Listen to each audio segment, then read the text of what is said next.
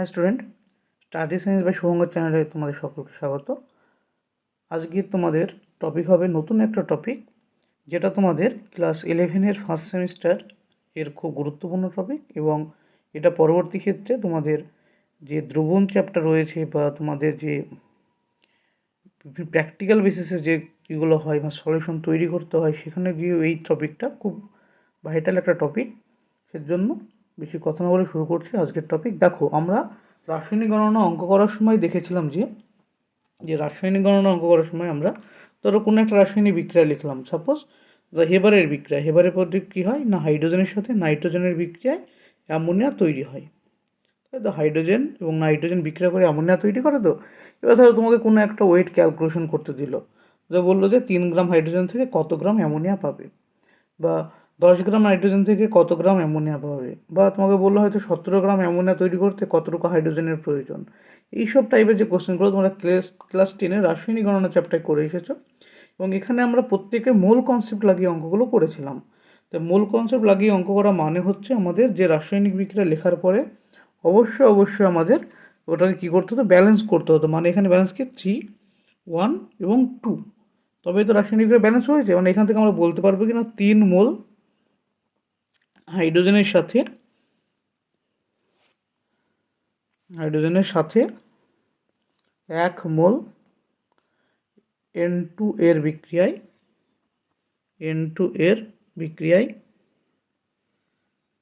2 মোল ammonia তৈরি হয়। মানে বিক্রিয়া ব্যালেন্স করলেই আমাদের মোল কনসেপ্ট ভ্যালিড করে। এবং বিক্রিয়া যদি ব্যালেন্স আমরা না করি, বা বিক্রিয়া ব্যালেন্স না করলে আমরা কোনো সময় আমাদের মূল কনসেপ্টটা দিয়ে আমরা ওই রাসায়নিক গণনার অঙ্কগুলো করতে পারবো না। এবার কোনো একটা তোমাকে আননোন কোনো একটা বিক্রিয়া হয়তো তোমাকে দিল করতে, দিয়ে বললো তোমাদের ল্যাবে বেসিসে যেটা প্রয়োজন বেশিরভাগ ক্ষেত্রে, যে একটা পদার্থ তোমাদের তৈরি করতে হবে। সেক্ষেত্রে তুমি যে রিয়াক্ট্যান্টগুলো যেটা রাখবে, মানে রিয়াক্ট্যান্টগুলো মিশিয়ে তো প্রোডাক্ট পাওয়া যায়।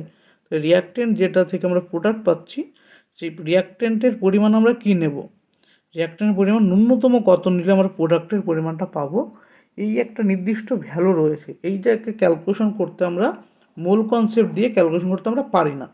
সেজন্য এটাকে রেকটিফাই করার জন্য বা মডিফাই করার জন্য তখন নতুন একটা টার্ম ইনক্লুড হলো, যেটাকে বলা হয় তুল্যাঙ্ক ভার। কী টার্ম না, তুল্যাঙ্ক ভার, ইকুইভ্যালেন্ট ওয়েট। তুল্যাঙ্ক ভার বা ইকুইভ্যালেন্ট ওয়েট।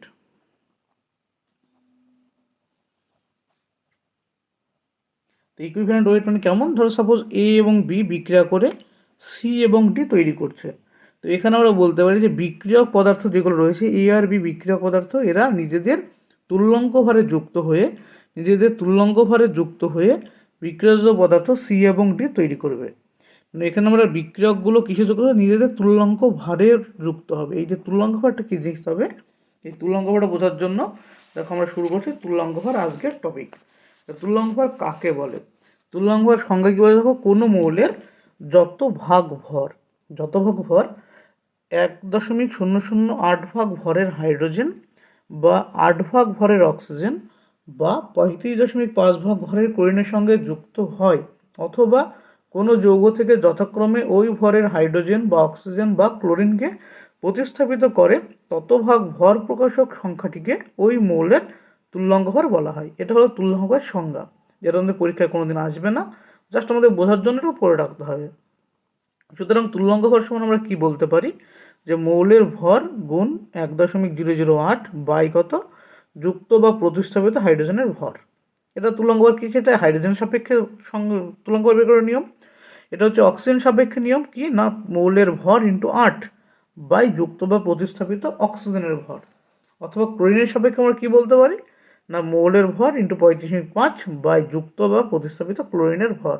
আমরা এই তিনভাবে মৌলের তুল্যাঙ্ক ভর নির্ণয় করতে পারি। এছাড়াও অনেকভাবে করতে পারি তুল্যাঙ্ক ভর বের করা। বিভিন্ন যৌগের, বিভিন্ন টাইপের যৌগের ক্ষেত্রে আমাদের বিভিন্ন সূত্র অ্যাপ্লাই করে আমরা তুল্যাঙ্ক ভর বের করি। তাই তুল্যাঙ্ক ভর সম্পর্কে আমরা জানি একটু প্রথমে কী আছে, তারপরে আমরা তুল্যাঙ্ক ভরের পুরো ডিটেলস এখানে পড়ব। তুল্যাঙ্ক ভর কাকে বলে, তুল্যাঙ্ক ভরের সাথে অন্যান্য রাশির সম্পর্ক, বিভিন্ন যৌগের ক্ষেত্রে তুল্যাঙ্ক ভর বের করা, এবং লাস্টে অঙ্ক, প্রত্যেকটা জিনিস করানো হবে। তার প্রত্যেকে বলো ভিডিওটি শেষ পর্যন্ত দেখো। তুল্যাঙ্ক ভরের সাথে পারমাণবিক ভরের সম্পর্ক কী। তো তো মৌলের তুল্যাঙ্ক ভারের সাথে পারমাণবিক সংখ্যা মৌলের তুল্যাঙ্ক ভার সমান কি না পারমাণবিক ভর বাই যোজ্যতা। যে মৌলের তুল্যাঙ্ক ভার বের করবো সেই মৌলের পারমাণবিক ভরকে কি দিয়ে ভাগ করবো না সেই মৌলেরই যোজ্যতা দিয়ে ভাগ করবো, তবে আমরা কি পাবো মৌলের তুল্যাঙ্ক ভার পাবো। এখান থেকে আমরা কি বলতে পারি দেখো না মৌলের পারমাণবিক ভর কি ফিক্সড, কোনো একটা নির্দিষ্ট মৌলের ক্ষেত্রে পারমাণবিক ভর তো চেঞ্জ হয় না, কিন্তু যোজ্যতা পরিবর্তনশীল। যোজ্যতা কি হয় যোজ্যতা পরিবর্তনশীল। যোজ্যতা যেহেতু পরিবর্তনশীল তাই তুল্যাঙ্ক ভারও কি হবে না তুল্যাঙ্ক ভার পরিবর্তনশীল হবে, এটাও পরিবর্তন হতে পারে। যদি যোজ্যতা চেঞ্জ হয় তুল্যাঙ্ক ভার চেঞ্জ হবে। তো এর উদাহরণ হিসেবে আমরা কি জানি দেখো, আমরা সাধারণ উদাহরণ আমরা জানি কিউ প্লাস এবং কিউপিক, কিউ প্লাস ও কিউপ্রিক যৌগে কপারের যোজ্যতা কত না 1 ও 2। যোজ্যতা কি যথাক্রমে 1 ও 2। কিউপ্রাসের ভিতরে কপারের যোজ্যতা কত হয় 1 হয়, কিউপ্রিকে কপারের যোজ্যতা হয় 2। তবে এদের কিউপ্রাস যৌগে মানে কি হলো কিউপ্রাস যৌগে কপারের তুল্যাঙ্ক ভার সমান কত আসবে না 63.5 বাই কত 1 মানে কত হচ্ছে 63.5। একইভাবে কিউপ্রিক যৌগে কপারের তুল্যাঙ্ক ভার কত 63.5 বাই কত কিউপ্রিকের যোজ্যতা 2, যা 2 দিয়ে ভাগ করলে কত পাবো আমরা না 31.75। তো দেখো কপারেরই তুল্যাঙ্ক ভার দুটো যৌগের ক্ষেত্রে আলাদা রকম, কিউপ্রাস একরকম কিউপ্রিক একরকম, কারণ কি তুল্যাঙ্ক ভার যোজ্যতার উপর নির্ভর করে। এবার এখান থেকে আমরা আরও দুটো ধারণা বলতে পারি শর্ট জিনিস, এগুলো জেনে রাখবে তোমরা অবশ্যই, যে তুল্যাঙ্ক ভার কী হবে, তবে মৌলের তুল্যাঙ্ক ভার যোজ্যতার ব্যস্তানুপাতিক, তাই তো? কারণ কি দেখতে পাচ্ছ তোমরা যে বিপরীত হয় ব্যস্তানুপাতিক। আর কি বলতে পারি এখান থেকে না যে মৌলের তুল্যাঙ্ক ভার পারমাণবিক ভর থেকে কখনো বেশি হতে পারে না, কারণ কি না কারণ হচ্ছে যে মৌলের যে পারমাণবিক যোজ্যতা সর্বদা 1 বা 1-এর বেশি হতে পারে, আর যোজ্যতা দিয়ে ভাগ করছি আমরা, যেহেতু যোজ্যতা দিয়ে ভাগ করছি সুতরাং অবশ্যই তুল্যাঙ্ক ভার পারমাণবিক ভরের থেকে কম আসবে। 3 নম্বর কি বলতে পারি না তুল্যাঙ্ক ভার শূন্য হতে পারে না, তুল্যাঙ্ক ভার শূন্য হতে পারে না। এইগুলো তুল্যাঙ্ক ভার সম্পর্কে কিছু জিনিস ধারণা। এবার তুল্যাঙ্ক ভার যদি কোনো নির্ণয় করতে হয় কোনো যৌগের ক্ষেত্রে, আমরা কিভাবে যৌগের ক্ষেত্রে নির্ণয় করি দেখো না তুল্যাঙ্ক ভার এটা আমরা কি করে বের করি, তবে তুল্যাঙ্ক ভার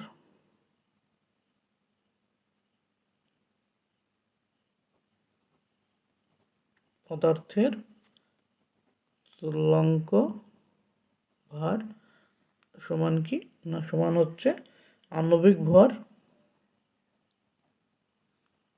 বা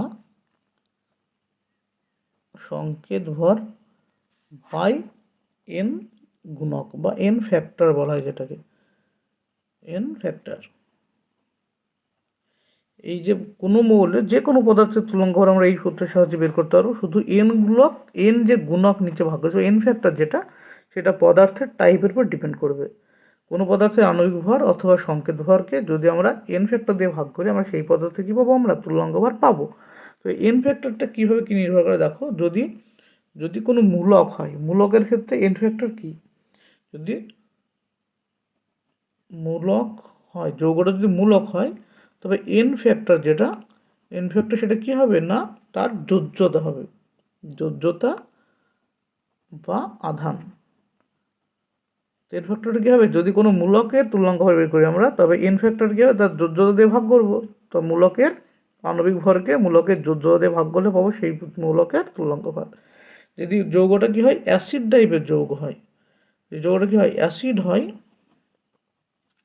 তো অ্যাসিডের তুল্যাঙ্ক ভর আমরা এন ফ্যাক্টরটা আমরা কী পাবো অ্যাসিডের ক্ষেত্রে, সেক্ষেত্রে এন ফ্যাক্টর হচ্ছে না ওই অ্যাসিডের ক্ষার গ্রাহিতা। কী গ্রাহিতা? ক্ষার গ্রাহিতা। তো ক্ষার গ্রাহিতা কী জিনিস?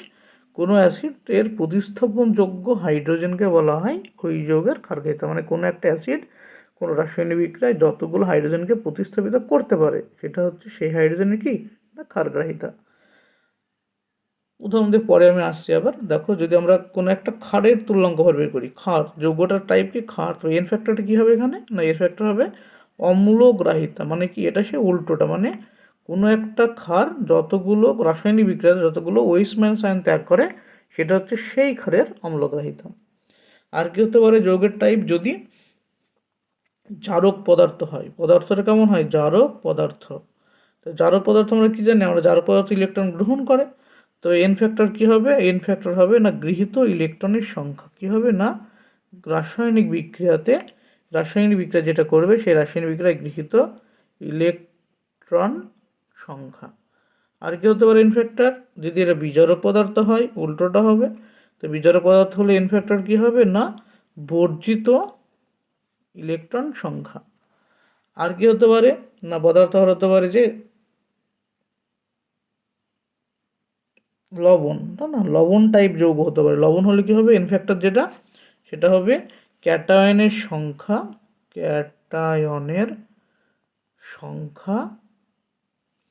ইন্টু কত, ইন্টু হচ্ছে সেই ক্যাটায়নের বা তার আধান, বা এর আরেকটা ফর্ম রয়েছে এটা, অথবা কি হবে অ্যানায়নের সংখ্যা ইন্টু তার আধান। এবার এটা কি পেলাম আমরা, দেখো বেসিক একটা ফর্মুলা পেলাম। এখান থেকে আমরা প্রত্যেকটা পদার্থের আলাদা উদাহরণ দিয়ে বুঝবো। প্রথম কিছু পদার্থের তুল্যাঙ্ক ভর সমান কি, আণবিক ভর বাই এন ফ্যাক্টর। এই এন ফ্যাক্টর কোনটা হবে, বিভিন্ন যৌগের ক্ষেত্রে আলাদা আলাদা হয়, আমি সেখানে লিখে দিয়েছি পুরোটা। দেখো, মূলকের ক্ষেত্রে এন ফ্যাক্টর কী হবে, সে তার যোজ্যতা বা আধান হবে। অ্যাসিডের ক্ষেত্রে এন ফ্যাক্টর হবে ক্ষারগ্রাহিতা, ক্ষারের ক্ষেত্রে হবে অম্লগ্রাহিতা, জারক পদার্থের ক্ষেত্রে হবে গৃহীত ইলেকট্রন সংখ্যা, বিজারক পদার্থের ক্ষেত্রে হবে বর্জিত ইলেকট্রন সংখ্যা, লবণের ক্ষেত্রে হবে কি তার ক্যাটায়নের সংখ্যা ইন্টু আধান। এই হচ্ছে টোটাল আমাদের জেনারেল ফর্ম। দিয়ে দেখো প্রথম জিনিসটা আমাদের 1 নম্বর মূলকের তুল্যাঙ্ক ভার। কি দেখবো আমরা, না মূলকের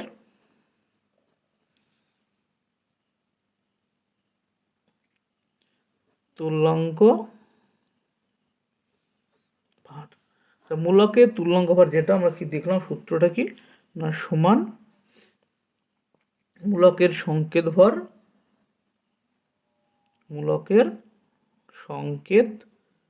ভর বাই কত, মূলকের যোজ্যতা, বাই কি হবে মূলকের যোজ্যতা। এটা হচ্ছে সূত্র। এবার আমরা দেখো একটা উদাহরণ দিই, তবে জিনিসটা আরো ক্লিয়ার হয়ে যাবে। তো উদাহরণ কি বলছে, উদাহরণে না 1 নম্বরে বলেছে যে CO3 2-, এটা কি কার্বনেট মূলক। তো এই CO3 2- এর তুল্যাঙ্ক ভার কি হবে, এর তুল্যাঙ্ক ভার সমান কি লিখবো আমরা, উপরে দেখো লেখা আছে মূলকের সংকেত ভর। তো CO3 2- এর ভর কত আসবে, কার্বনের ভর কত 12 হয়, প্লাস যেহেতু একটাই কার্বন আর গুণটুন করলাম না, 1 দ্বিগুণ করলে তো 12 হয়।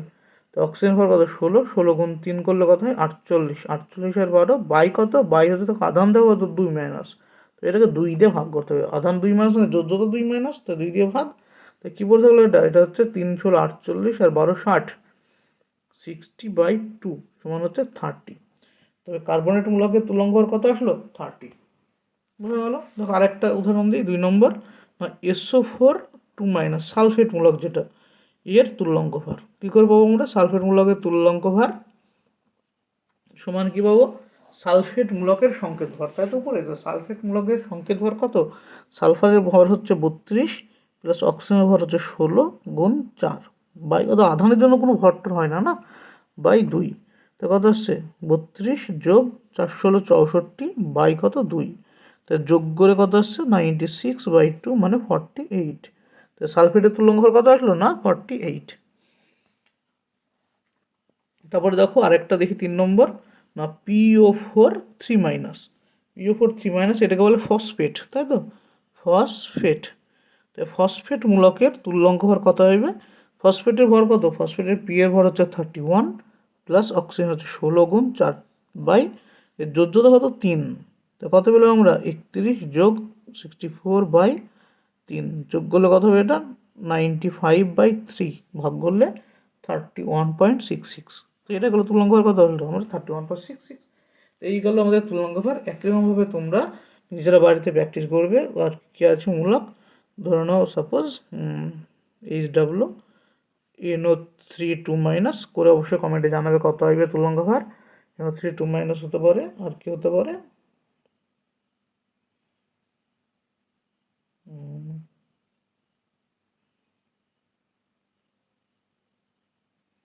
CO3 2- তো করে দিয়েছি।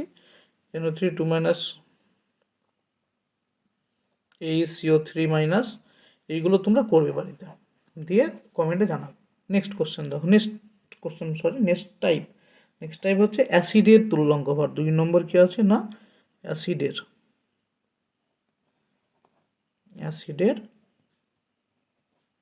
তুল্যাঙ্ক ভর। তো অ্যাসিডের যে তুল্যাঙ্ক ভরের সূত্র আমরা কি জানি? সূত্র হচ্ছে এদিকে অ্যাসিডের তুল্যাঙ্ক ভর সমান অ্যাসিডের আণবিক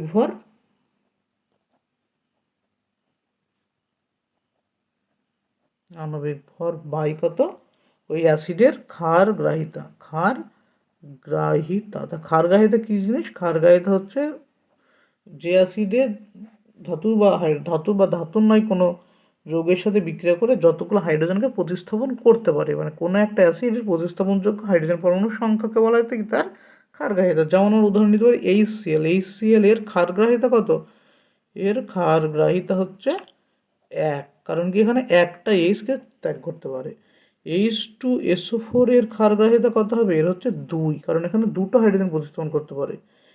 HNO3 এর ক্ষারগ্রাহিতা কত হবে? না 1 হবে, কারণ এখানে একটাই নাইট্রিক অ্যাসিডের একটাই রয়েছে। তবে দেখো এবার আমরা বের করি HCl এর তুল্যাঙ্ক ভর, কারণ HCl কি একটা অ্যাসিড। তো অ্যাসিডের তুল্যাঙ্ক ভর সমান কি আসবে? অ্যাসিডের আণবিক ভর বা সংকেত ভর। আণবিক ভর তো এইচ এর ভর হচ্ছে 1, Cl এর 35.5 বাই এর ক্ষারগ্রাহিতা কত 1, তো কত আসলো 36.5। তো HCl এর তুল্যাঙ্ক ভর কত? 36.5। একইভাবে তোমরা বের করতে পারবে যে H2SO4 এর তুল্যাঙ্ক ভর কত আসবে না H2SO4 এর তুল্যাঙ্ক ভর H এর আণবিক ভর কত? হাইড্রোজেনের ভর হচ্ছে 2, দুটো হাইড্রোজেনের জন্য S এর 32 ও এর হচ্ছে 16 গুণ 4 বাই ক্ষারগ্রাহিতা কত 2, তো কত হলো টোটাল 98/2 = 49। তো H2SO4 এর তুল্যাঙ্ক ভর কত না 49। তো একইভাবে বের করে দেখো যে আমাদের 3টে অ্যাসিড রয়েছে, যে অর্থোফসফরিক অ্যাসিড H3PO4, এটা হচ্ছে কি? এটা হচ্ছে অর্থোফসফরিক অ্যাসিড।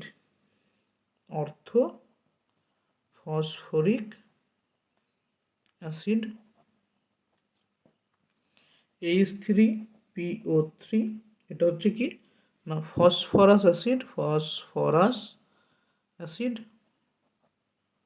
আর একটা কি আছে না H3PO2, এটার নাম হচ্ছে হাইপোফসফরাস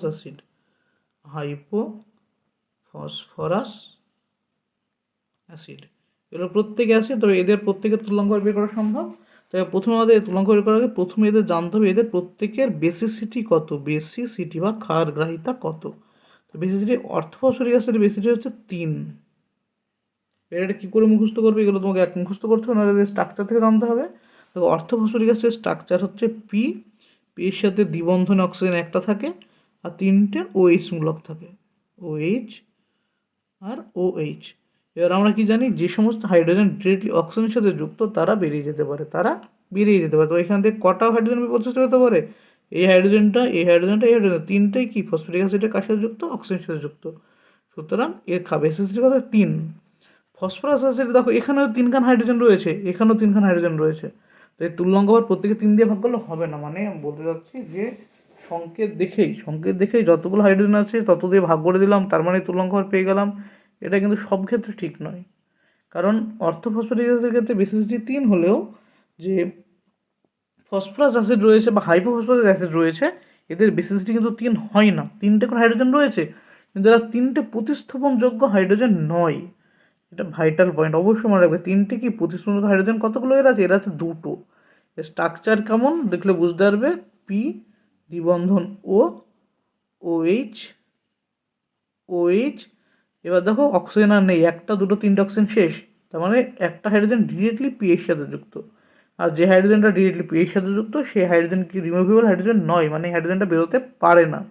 সুতরাং এর এই হাইড্রোজেন এবং এই হাইড্রোজেনের জন্য এর অ্যাসিডিক ধর্ম শো করে, অর্থাৎ এই দুটো হাইড্রোজেন প্রতিস্থাপিত হতে পারে। এর জন্য বেসিসিটি কত? 2।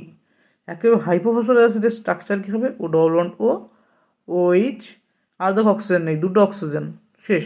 তার মানে আর 2টো পি এর সাথে পিএইচ বন্ধন থাকবে, অর্থাৎ হাইপোফসফরাস অ্যাসিডে একটাই হাইড্রোজেন রয়েছে যেটা প্রতিস্থাপনযোগ্য। সুতরাং এর বেসিসিটি হচ্ছে 1। তো এবার প্রত্যেকের তুল্যাঙ্ক ভর বের করা যাবে কি করে? না তাদের আণবিক ভরকে ভাগ করতে হবে।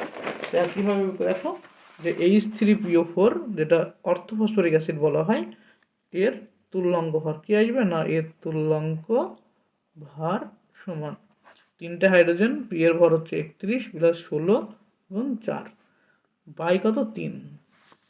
তো কত আসছে? এগুলো যোগ করে, এগুলো যোগ করে আসবে 98/3 সমান হচ্ছে 32.27667।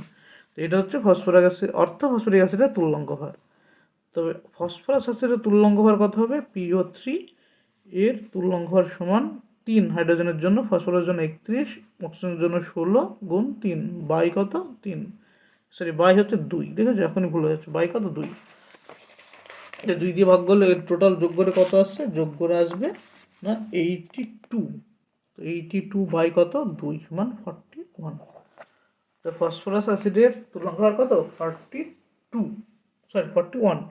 তারপরে আছে H3PO2 এর তুল্যাঙ্ক ভার কত আসবে? হাইড্রোজেনের 3, ফসফরাসের 31 আর এটা 16 গুণ 2 বাই কত? 1। কারণ কি এর বেসিসিটি 1 হয়, 1 দিয়ে ভাগ করতে হবে। এই ভালো কত আসবে? এটা থেকে আসবে যে 66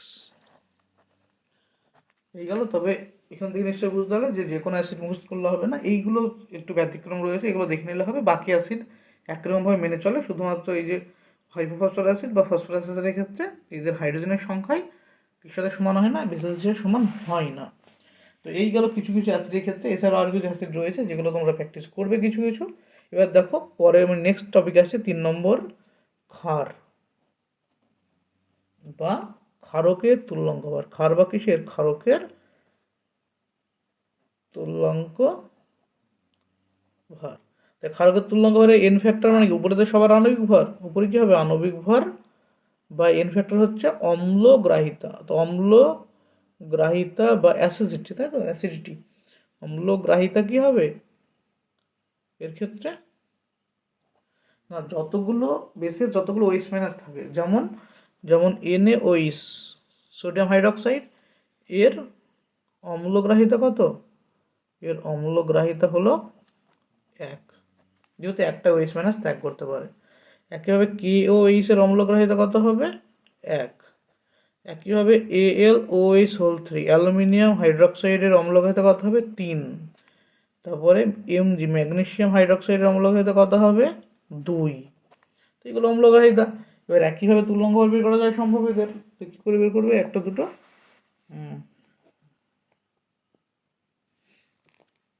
করো। NaOH এর তুল্যাঙ্ক ভার সমান কত? NaOH এর তুল্যাঙ্ক ভার কত?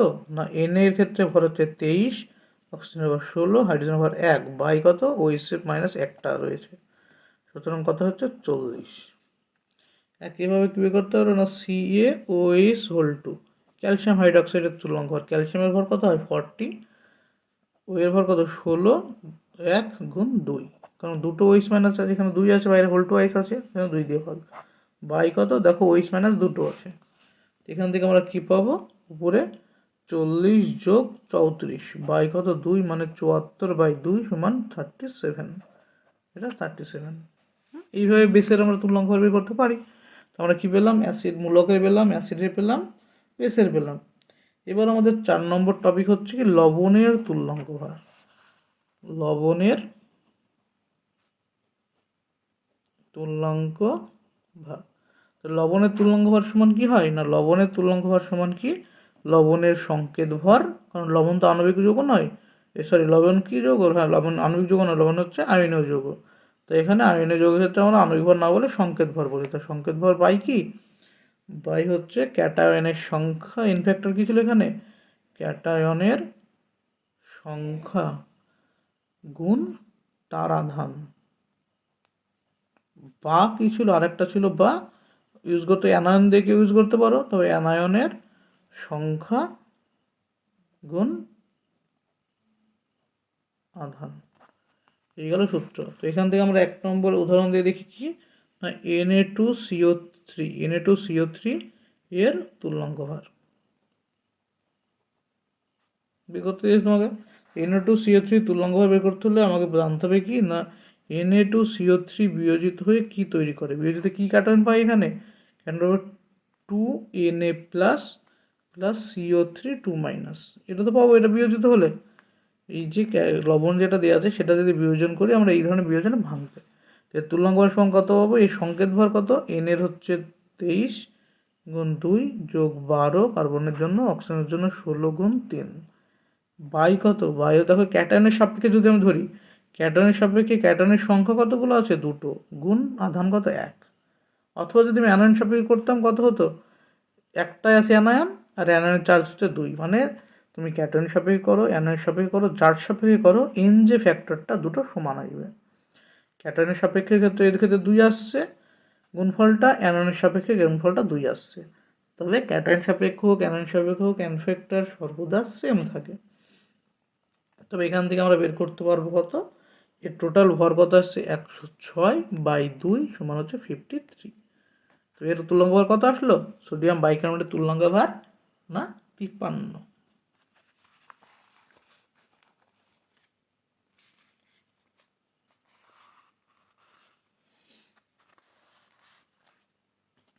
তারপরে আরেকটা লবণ দেখো 2 নম্বর, অ্যালুমিনিয়াম সালফেট। অ্যালুমিনিয়াম সালফেট কি, Al2SO4 হোল থ্রাইস, এটাকে বলে অ্যালুমিনিয়াম সালফেট লবণ, এটা SO4। হ্যাঁ, তো এর তুল্যাঙ্ক ভার বের করতে হলে প্রথম আমাকে এটা ভাঙতে হবে, ভাঙলে আয়নে কীভাবে বিস্তারিত দেখো, 2Al3 plus plus 3SO4 2 minus. তো যেটা এন ফ্যাক্টর, যেটা আমি আগে বের করে নিই, এখানে এন ফ্যাক্টর যেটা, যদি তুমি ক্যাটায়নের সাপেক্ষে ভাবো, ক্যাটায়নের কত, দুটো সংখ্যায় আধান হচ্ছে 3 সমান হচ্ছে 6। এবার যদি অ্যানায়নের সাপেক্ষে হবো, বা অ্যানায়ন কতগুলো আছে, অ্যানায়নের সংখ্যায় 3টে, অ্যানায়নের আধান কত 2 সমান কত 6। তো এই ক্যাটায়ন অ্যানায়ন যার সাপেক্ষে হোক না কেন এন ফ্যাক্টরের ভ্যালু কত 6, মানে এর তুল্যাঙ্ক ভার আমরা কি পাবো না, এর তুল্যাঙ্ক ভার সমান আমরা পাবো সংকেত ভর বাই কত এন ফ্যাক্টর। এর সংকেত ভর কত আসবে, সংকেত ভর আসবে, এল অ্যালুমিনিয়ামের ভর কত হয়, আমার ভর হচ্ছে 27, দুখানা আছে 27 গুণ 2 যোগ এসের ভর 32, ও কতগুলো আছে 4টে, 4 ষোলো 64 গুণ কত, এটা একবার লিখে দিই, 64 গুণ 3 বাই কত 6, এটা গুণ করে যোগ করলে কতটা পাইবে, এটা টোটাল ভ্যালু হবে 342 বাই 6 সমান কত আসছে না 57। এটা হচ্ছে তুল্যাঙ্ক ভার, বুঝা গেল। নেক্সট দেখো, তো এইভাবে বাড়িতে চেষ্টা করতে হবে। লবণের তুল্যাঙ্ক ভার বিভিন্ন লবণের ক্ষেত্রে কী করে হবে, তোমরা বাড়িতে করবে হোমওয়ার্ক হিসাবে, Al2CO3 হোল 3 এই লবণটা করবে, এবং আরেকটা লবণ করবে কি K2SO4, এই লবণের করবে তুল্যাঙ্ক ভার।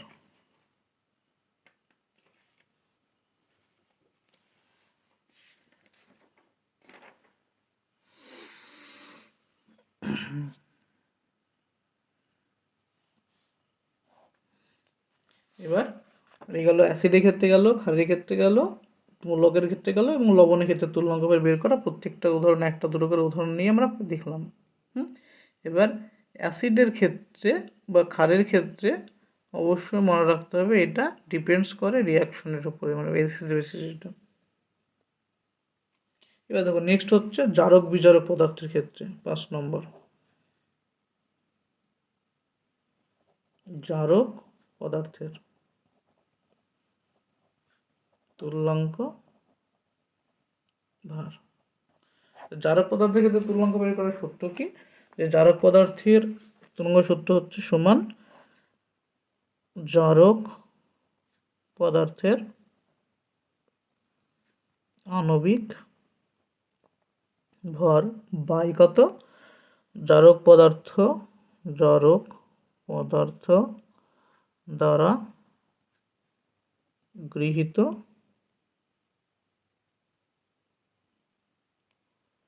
ইলেকট্রন সংখ্যা।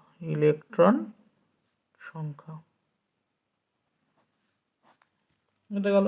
তো এখান থেকে আমরা যে কোনো একটা জারক পদার্থ ধরে নিই। 1 নম্বর উদাহরণ, যে অ্যাসিড মাধ্যমে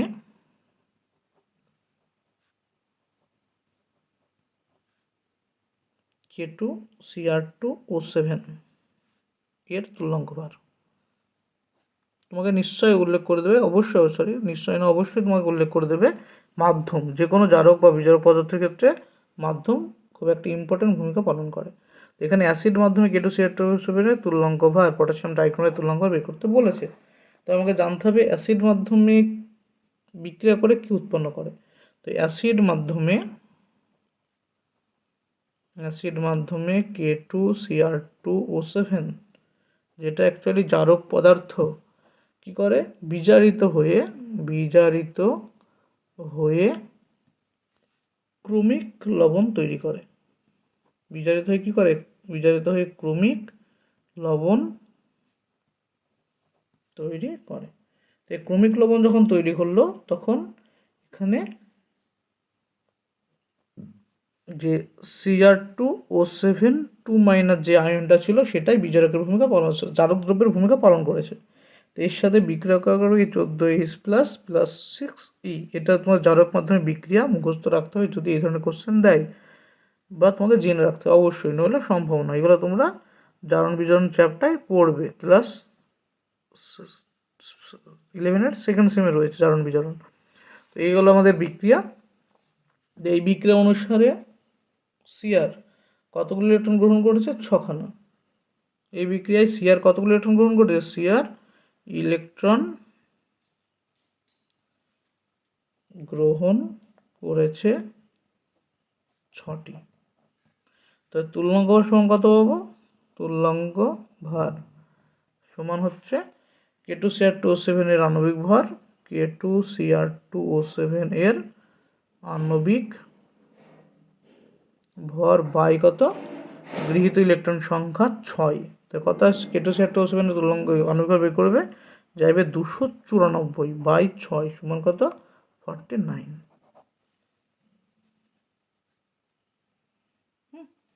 এই হলো একটা। আর একটা তোমরা উদাহরণ দেখে রাখতে পারো, যে 2 নম্বর উদাহরণ কি না, অ্যাসিড মাধ্যমে KMnO4 এর তুল্যাঙ্ক ভার। কি বলেছে না, অ্যাসিড মাধ্যমে KMnO4 এর তুল্যাঙ্ক ভার। তো অ্যাসিড মাধ্যমে KMnO4 এর তুল্যাঙ্ক ভার কত হবে?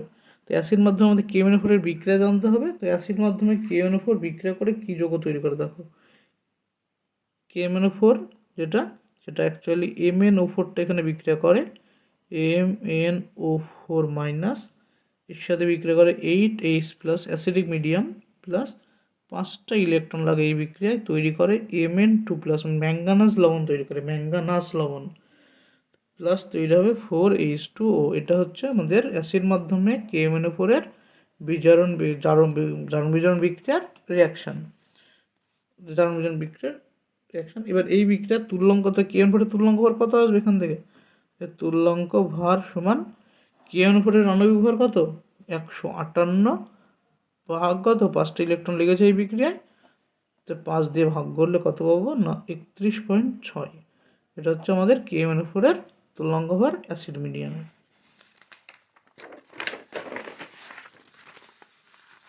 তারপরে আমরা কি ধরবো? 6 নম্বর হচ্ছে কি পদার্থের? বিজারক পদার্থের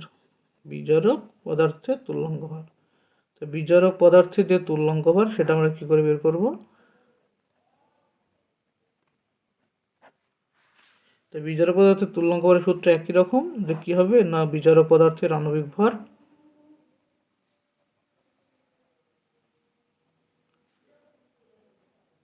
আণবিক ভর, বিজারক পদার্থের আণবিক ভর বাই কত, বাই হচ্ছে বর্জিত ইলেকট্রন সংখ্যা। এটা হচ্ছে বিজারক পদার্থের তুল্যাঙ্ক ভর এর সূত্র। এবার আমরা ধরে নিই 1 নম্বর উদাহরণ কী করবো আমরা না, এই অক্সালিক অ্যাসিড, যেটা তোমরা ল্যাবে প্র্যাকটিক্যালে করবে, অবশ্যই করবে, অক্সালিক অ্যাসিডের তুল্যাঙ্ক ভর, অক্সালিক অ্যাসিডের তুল্যাঙ্ক ভর। তো অক্সালিক অ্যাসিডের সংকেত কি? অক্সালিক অ্যাসিডের COOH, COOH মানে কার্বক্সিলিক অ্যাসিড 2 মোল থাকে একসাথে, এবং .2H2O, এটা হচ্ছে অক্সালিক অ্যাসিডের সংকেত। তো এর ভর কত আসছে, এর আণবিক ভর কত, আণবিক ভর সমান, যে তুমি ক্যালকুলেশন করো, এর আণবিক ভর পাবে 126। কারণ করবে হাইড্রোজেনের কত 1 ধরবে, কার্বনের 12, অক্সিজেনের 16, ধরে যদি বসাও যোগ করে পাবে 126। তো তুল্যাঙ্ক ভর সমান কি, এর তো এর বিক্রিয়া কি হয় এখানে, অক্সালিক অ্যাসিডের যে বিক্রিয়া H2C2O4 -2, এ দুটো ইলেকট্রন ত্যাগ করে দিয়ে পাই 2 অণু CO2, 2CO2 প্লাস 2H+। তো এখানে কিন্তু দুটি ইলেকট্রন ত্যাগ করে 2 মোল CO2 তৈরি করছে এবং 2H+ করছে।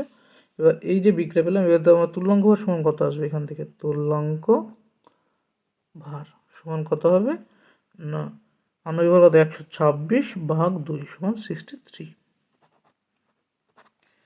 এই গেল বিজারক পদার্থের তুল্যাঙ্ক ভার। তাহলে দেখো আমরা প্রথম থেকে তুল্যাঙ্ক ভার সম্পর্কে কী জানলাম আজকে। দেখো প্রথমেই আমরা জেনেছি কি তুল্যাঙ্ক ভার কেন আমাদের প্রয়োজন পড়েছিল। তুল্যাঙ্ক ভার কেন আমাদের প্রয়োজন ছিল, আমরা যে রাসায়নিক বিক্রিয়া বা রাসায়নিক গণনার যে অঙ্কগুলো করতাম, সেগুলো মূল কনসেপ্ট অ্যাপ্লাই করে কাজ করতাম। তো মূল কনসেপ্ট অ্যাপ্লাই করা সম্ভব তখনই আমাদের পসিবল হতো যদি আমরা যে রাসায়নিক বিক্রিয়াটা আমরা করছি সেই রাসায়নিক বিক্রিয়ার প্রপার ব্যালেন্সিং আমাদের জানা থাকে। এই ব্যালেন্সিং জানা থাকলে আমরা বলতে পারি যে 3 মোল H2-র সাথে 1 মোল নাইট্রোজেনের বিক্রিয়ায় 2 মোল অ্যামোনিয়া তৈরি হয়। কিন্তু আমরা কোনো একটা নতুন রিয়াকশন মানে ওখানে প্রোডাক্ট কী হবে আমরা জাস্ট ডিটারমাইন করতে পারি, সেটা আমরা ভেবে নিই এটা হবে, সেই ক্ষেত্রে আমাদের সুবিধা হতো। সেজন্য আমাদের নতুন একটা কনসেপ্ট আসলো তুল্যাঙ্ক ভার। এই তুল্যাঙ্ক ভার আমরা কি বলতে পারি, যে কোনো রিয়াক্ট্যান্ট তাদের নিজস্ব তুল্যাঙ্ক ভারের অনুপাতে যুক্ত হয়ে যৌগ তৈরি করে। উদাহরণ যদি আমরা দিই NaOH প্লাস HCl, তার মানে কি এখানে NaOH নিজের তুল্যাঙ্ক ভর মানে কি 40 গ্রাম NaOH এর সাথে পুরোপুরি বিক্রিয়া করতে এই যে কত গ্রাম দরকার, এর তুল্যাঙ্ক ভর বের করেছে কত 36.5 গ্রাম। তবে এটা পুরোপুরিভাবে বিক্রিয়া করে 40 গ্রাম NaOH এর সাথে পুরোপুরি 40 গ্রাম যদি দেওয়া হয়, তবে 36.5 গ্রাম HCl দিলে পুরোপুরি বিক্রিয়া করবে দুজনায়, যার বিক্রিয়া শেষে কেউই এক্সট্রেস পড়ে থাকবে না। তো এটা হচ্ছে তুল্যাঙ্ক ভরের কনসেপ্ট।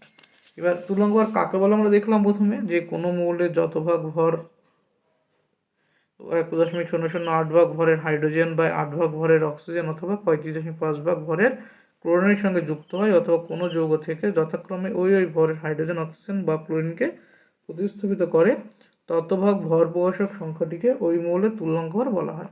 তো সেখান থেকে রাসায়নিক সমীকরণ দেখেছিলাম, মৌলের তুল্যাঙ্ক ভর সমান কত, মৌলের ভর ইন্টু এত বাই হাইড্রোজেনের, এখান থেকে 3টে সমীকরণ দেখেছি। তারপরে তুল্যাঙ্ক ভর বের করার জন্য আমরা তুল্যাঙ্ক ভরের কিছু টার্ম দেখেছি। তুল্যাঙ্ক ভর সমান কি, পরমাণু ভর বাই যোজ্যতা, যেহেতু যোজ্যতা চেঞ্জ হয় তুল্যাঙ্ক ভর চেঞ্জ হবে।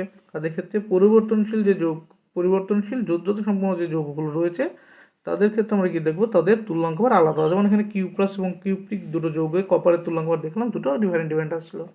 একইভাবে আমরা কিছু টার্ম পেলাম যে তুল্যাঙ্ক ভর যোজ্যতার ব্যস্তানুপাতিক হবে, পারমাণবিক ভর থেকে কখনো তুল্যাঙ্ক ভর বেশি হতে পারে না, আর একটা কি দেখলাম তুল্যাঙ্ক ভর কখনো শূন্য হতে পারে না।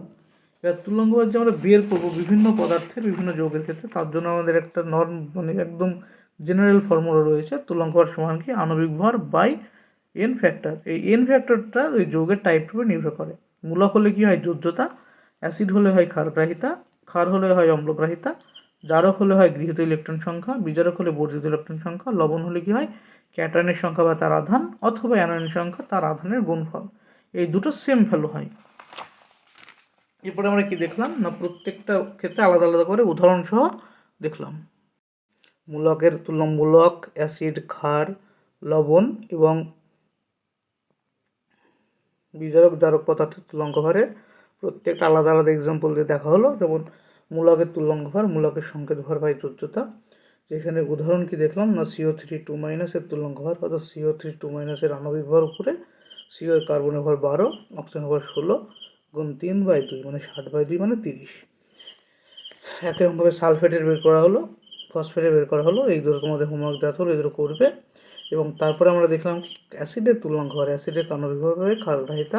বিভিন্ন কয়েকটি অ্যাসিডের আমরা ক্ষারগ্রাহিতা বের করে নিয়ে দেখিয়ে দিয়েছি কত হয়। এবার ক্ষারগ্রাহিতা মানে কি, যতগুলো H+ আয়ন ত্যাগ করতে পারে।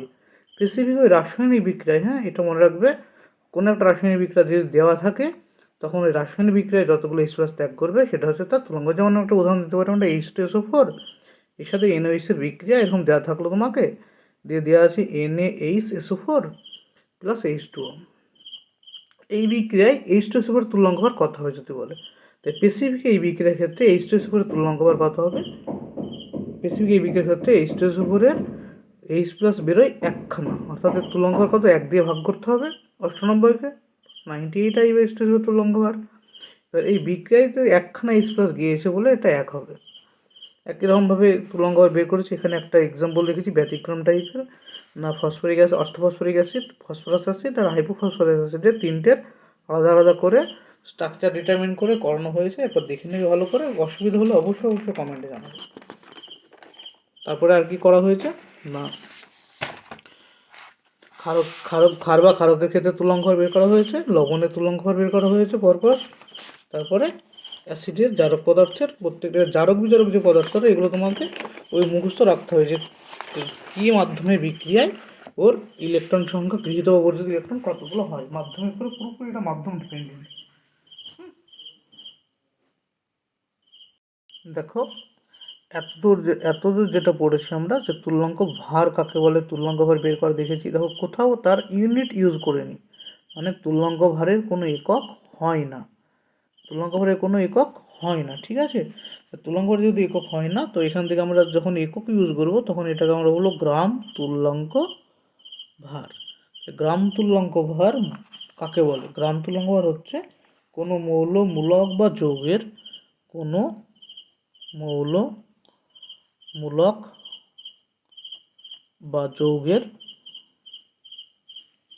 গ্রামে প্রকাশিত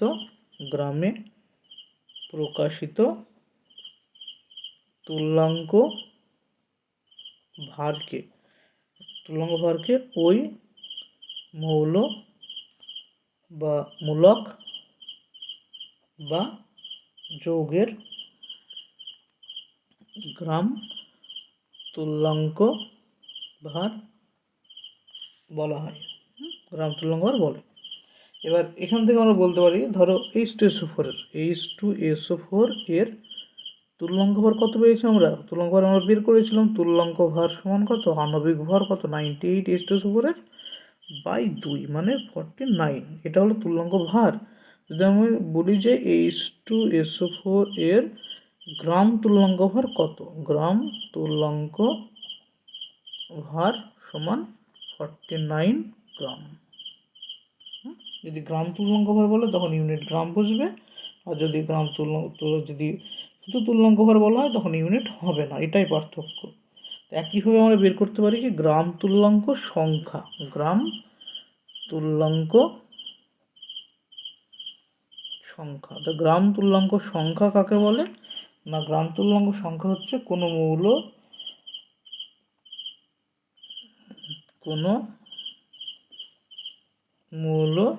বা মূলকের গ্রামে প্রকাশিত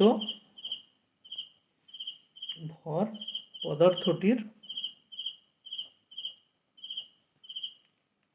গ্রাম তুল্যাঙ্ক ভারের যত গুণ, গ্রাম তুল্যাঙ্ক ভারের যত গুণ তাকে ওই মৌল বা মূলকের গ্রাম তুল্যাঙ্ক সংখ্যা বলে। বুঝা গেল? গ্রাম তুল্যাঙ্ক সংখ্যা কোনটা হবে, কোনো মৌল বা মূলকের গ্রামে প্রকাশিত ভর পদার্থটির গ্রাম তুল্যাঙ্ক ভরের যত গুণ, সেটা হচ্ছে ওর গ্রাম তুল্যাঙ্ক ভর। এবার যদি কোশ্চেন এরকম দেওয়া থাকে, কোশ্চেন কেমন দেওয়া থাকবে 9.8, 9.8 গ্রাম H2SO4 এর, দেখো এই জিনিসগুলো তোমাদের রিটেন কোশ্চেন থাকবে না, এগুলো কাজে লাগবে বহু জায়গায়। মানে তোমাদের দ্রবণ যেখানে যেখানে আছে, মানে তোমাদের প্র্যাকটিক্যাল বেসিসে যত জায়গায় সলিউশন তৈরি করতে হয়, এই তুলনাঙ্কনের কনসেপ্ট সেখানে লাগবেই লাগবে, মাস্ট লাগবে। এবং তোমাদের থার্ড সেমে গিয়ে দ্রবণ যে চ্যাপ্টার রয়েছে সেই দ্রবণ চ্যাপ্টার গিয়ে আবার লাগবে।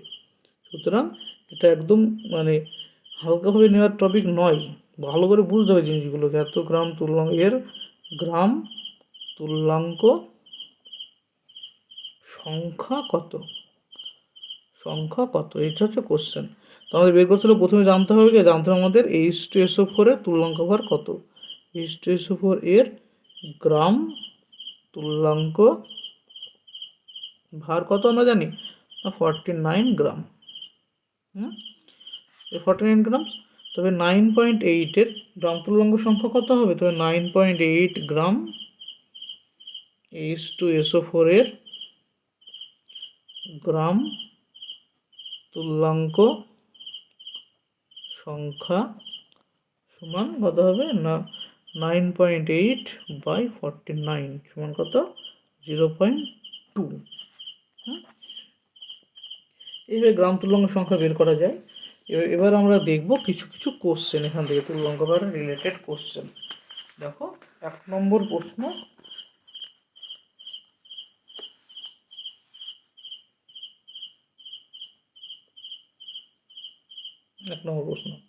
কি কোশ্চেন না, একটি ধাতব যৌগে ধাতব অক্সাইডে ওজন হিসাবে 40% অক্সিজেন আছে।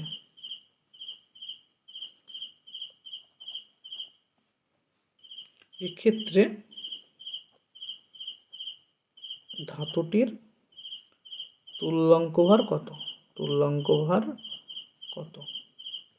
বলছে একটা ধাতব অক্সাইড, যে কোনো একটা ধাতব অক্সাইড, সেই ধাতব অক্সাইডের ওজন হিসাবে কি রয়েছে, ধাতু কতটুকু, অক্সিজেন কতটুকু রয়েছে, ধাতু হিসেবে অক্সিজেন রয়েছে 40%।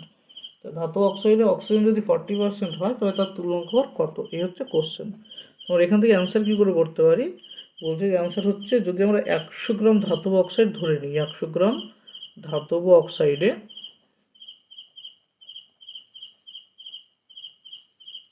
অক্সিজেন কতটুকু আছে, অক্সিজেন আছে 40 গ্রাম। আর অক্সিজেন যদি 40 গ্রাম থাকে তবে ধাতব অক্সাইডে ধাতু কতটুকু থাকবে, ধাতু আছে 60 গ্রাম। এবার এখান থেকে আমরা কি লিখতে পারি, তো ধাতুর তুল্যাঙ্ক ভার, আমরা কি জানি ধাতুর তুল্যাঙ্ক ভার, একদম প্রথম সূত্র অক্সিজেন সাপেক্ষে কি ছিল না, মৌলের ভর মানে ধাতুর ভর বাই অক্সিজেনের ভর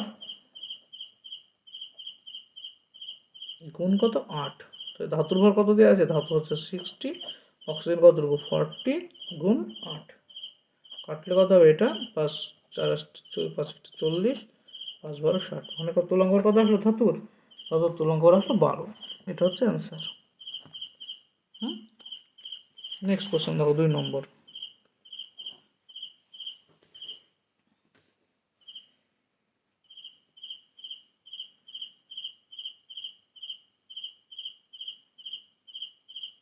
একটি ত্রিযোজী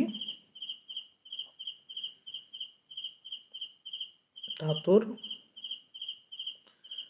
এম তুল্যাঙ্ক ভার দেওয়া আছে, তুল্যাঙ্ক ভার কত না 32.70 হলে ধাতুটির ক্লোরাইডের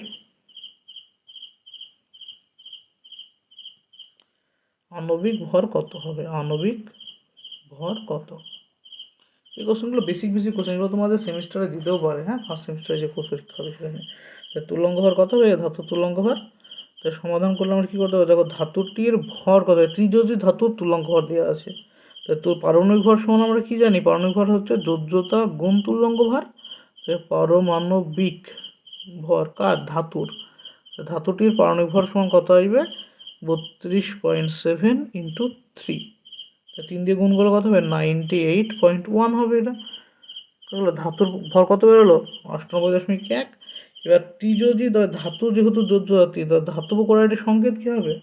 ধাতব ক্লোরাইডের সংকেত কত হবে? ধাতব ক্লোরাইডের সংকেত হচ্ছে MCl3। তবে ওজন কত হবে? ওজন হবে, এম এর ওজন হচ্ছে 98.1 যোগ সিএল এর কত 35.5 গুণ কত 3। তো এটা যোগ করলে কত আসবে না 204.60। বোঝা যাচ্ছে? একদম সহজ অঙ্ক, কিছু নেই, কিন্তু স্টেপ বাই স্টেপ করতে হবে। 3 নম্বর কোশ্চেন দেখো।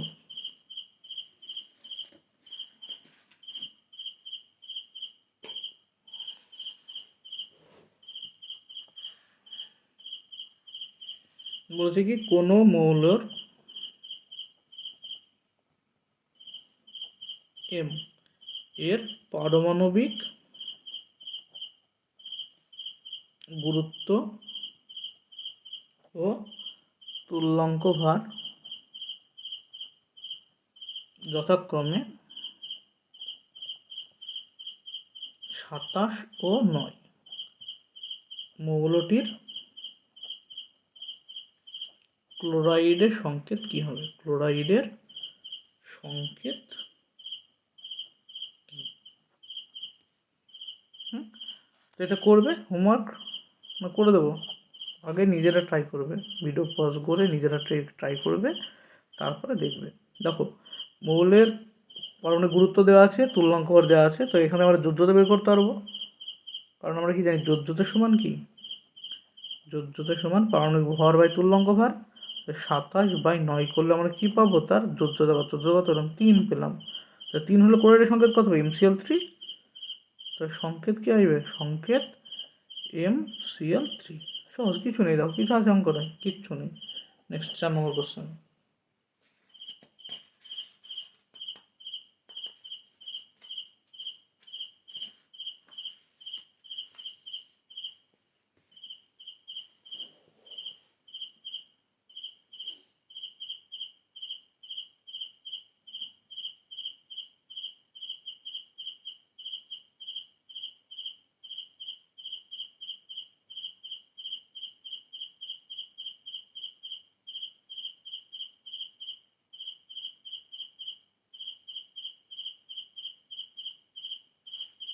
দেখো কোশ্চেন, সুন্দর কোশ্চেন। একটি ধাতু এম এর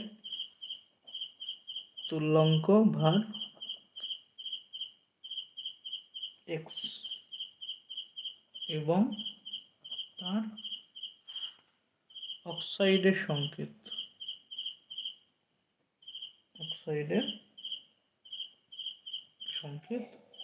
Mn ও n হলে প্রমাণ করো m পরমাণুর ভর 2xn/m। প্রমাণ, এটা তোমাকে ডিরেক্ট কোশ্চেন দিয়ে প্রমাণ করতে দেবে না, তোমাকে বলবে যে তো এম পরমাণুর ভর কত দিয়ে 4টে অপশান দিয়ে দেবে এই কোশ্চেনে। যে একটি ধাতুর এম এর তুল্যাঙ্ক ভার দেওয়া থাকবে এবং তার অক্সাইডের সংকেত দেওয়া থাকবে, বলবে মানে এম যে পরমাণু রয়েছে তার ভর কত। তো এটা সমাধান কী করে করবে? দেখো, আমরা প্রথম ধরে নিলাম এম এর পারমাণবিক ভর হচ্ছে এ সাপোজ। তবে এর অক্সাইডের সংকেত থেকে কি জানা যায় না, যে অক্সাইড সংকেত, এটা তো অক্সাইডের সংকেত। তো এই অক্সাইডের সংকেত আমরা কী বলতে পারবো? এখানে এম এর সাথে এন কতগুলো আছে? এম আছে এন খানা আর ও আছে এন খানা, তার মানে 16n অক্সিজেন যুক্ত হয়েছে কার সাথে না এম এর সাথে। এখান থেকে 8 গ্রাম বের করতে পারবো নিশ্চয়ই। 8 গ্রাম অক্সিজেন যুক্ত হয়েছে। 8 গ্রামে অক্সিজেন যুক্ত হওয়া মানে তো তুল্যাঙ্ক করে পেয়ে যাওয়া। তা যুক্ত হয়েছে কার সাথে? এম এ গুণ 8/16n। এখান থেকে আমরা কাটাকাটি করলে কী পাবো, আমরা 2 দিয়ে কাটলে 2 হবে। তবে হচ্ছে এম এ বাই কত 2n, এম এ বাই কত আসছে 2n। তবে এটা কী পেলাম আমরা, এত গ্রাম ধাতু, গ্রাম ধাতুর সাথে যুক্ত হয়েছে। তো ধাতুর তুলনাঙ্ক ভর কত হবে, যোজ্যতা তুলনাঙ্ক ভর এক্স সমান, বা তুলনাঙ্ক ভর দেওয়া আছে, তবে এক্স এটা হলো তো এক্স, তো তুলনাঙ্ক ভর সমান কত বেরোবে আমাদের এখানে, এম এ বাই কত 2n। এখান থেকে এ সমান কত আসছে 2xn বাই এম, এটা আমাদের অ্যান্সার। এ মানে কি ধরেছিলাম পারমাণবিক ভর, এটা বেরিয়ে গেল উত্তর। নেক্সট কোশ্চেন দেখো, কোশ্চেন নম্বর 4, ফসফেট মূলকের তুল্যাঙ্ক ভর নির্ণয় করো। ফসফেট মূলকের তুল্যাঙ্ক ভার কত। ফসফেটের সংকেত কি PO4 3 ফসফেটের তুল্যাঙ্ক ভর কত বেরোবে, ফসফেটের আণবিক ভর কত, পি এর হচ্ছে 31 প্লাস 16 গুণ কত 4 বাই কত 3, তো কত 3 4 16 64, 64 আর 31 হচ্ছে 95 বাই 3, ভাগগুলো হচ্ছে 32 31.67 হলো। একইভাবে তোমাদের কার্বনেট বলতে পারে, নাইট্রেট বলতে পারে, যে কোনো মূলকের তুল্যাঙ্ক কি করতে পারে।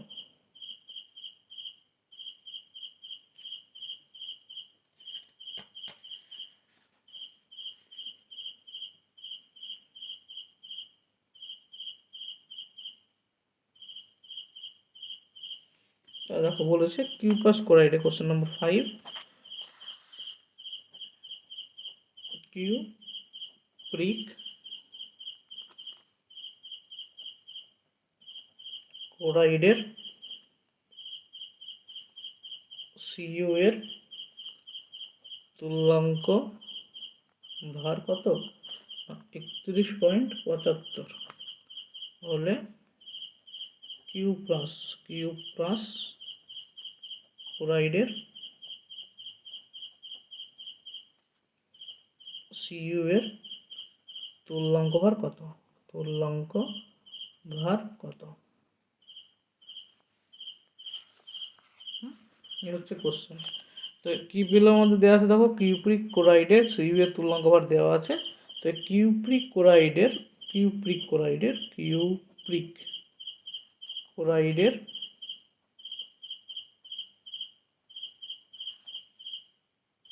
সিইউ এর যোজ্যতা কত, এর যোজ্যতা 2, কারণ কিউপ্রিকের যোজ্যতা 2 হয়, কিউ প্লাসে 1 হয়, তো কিউপ্রিক যদি 2 হয় তো কপার পরমাণুর ভর কত, কপার পরমাণুর ভর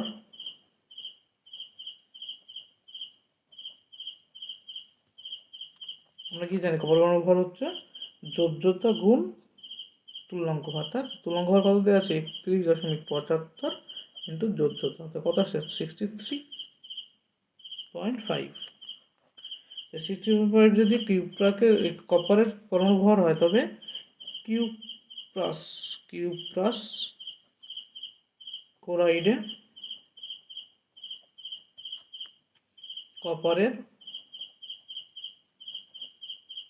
তুল্যাঙ্ক ভার সমান কত আসবে 63.5 বাই কত 1 সমান কত 63.5, এটা হচ্ছে অ্যান্সার।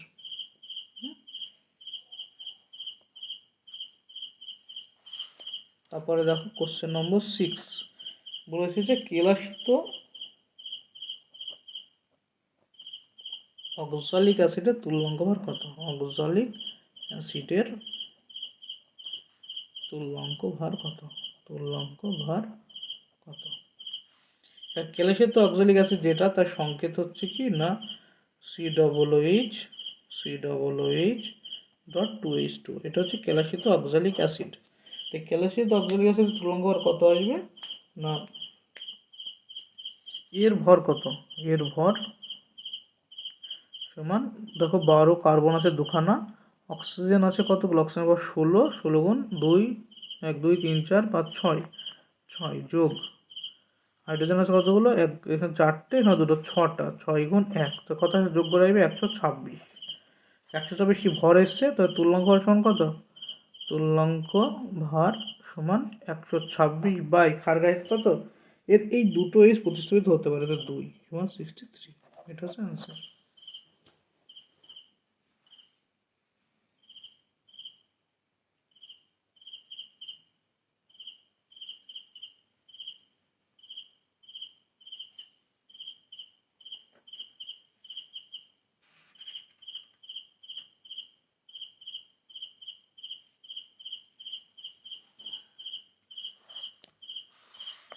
তারপরে দু একটা কোশ্চেন তোমাদের জন্য দিয়ে রাখি। কোশ্চেন নম্বর 1, যে আম্লিক মাধ্যমে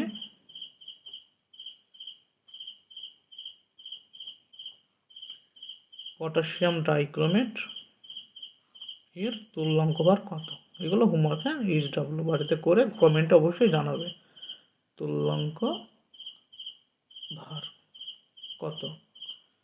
আর 2 নম্বর কোশ্চেন কি না, আম্লিক মাধ্যমে KMnO4 পটাশিয়াম পারম্যাঙ্গানেট KMnO4 এর তুল্যাঙ্ক ভার কত?